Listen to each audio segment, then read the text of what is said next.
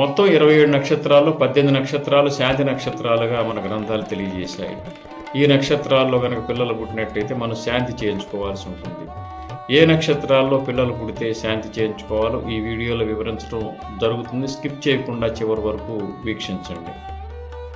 అశ్విని నక్షత్రం, భరణి నక్షత్రం, కృతికా నక్షత్రం, రోహిణి నక్షత్రం, ఆరుద్ర నక్షత్రం, పుష్యమి నక్షత్రం, ఆశ్లేష నక్షత్రం, మఖా నక్షత్రం, పుబ్బా నక్షత్రం, ఉత్తర ఫల్గుణి నక్షత్రం, హస్తా నక్షత్రం, చిత్తా నక్షత్రం, విశాఖ నక్షత్రం, జ్యేష్ఠ నక్షత్రం, మూలా నక్షత్రం, పూర్వాషాఢ నక్షత్రం, పూర్వభాద్ర నక్షత్రం, రేవతి నక్షత్రం.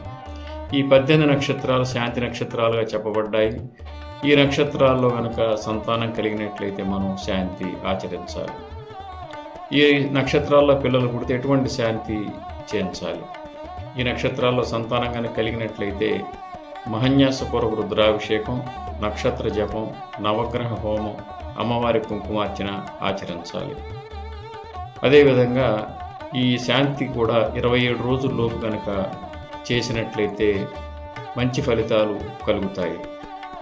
తర్వాత లేట్ కనుక అయినట్లయితే ఫలితం రావడంలో కొంత బలం తగ్గే అవకాశం ఉంటుంది, అంటే ఫలిత బలం తగ్గే అవకాశం ఉంటుంది.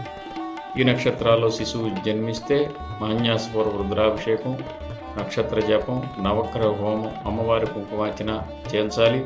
అది 27 రోజుల లోపల కనుక చేయించినట్లయితే ఫలితం అధికంగా ఉంటుంది.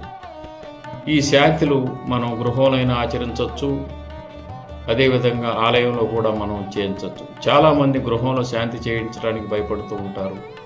అటువంటి భయాలను పెట్టుకోవాల్సిన అవసరం లేదు. నిరభ్యంతరంగా ఈ శాంతులు ఎక్కడైనా కానీ ఆచరించవచ్చు. ఈ శిశువు జన్మించిన వెంటనే 27 రోజుల్లోపు ఆచరించడం అత్యంత శుభ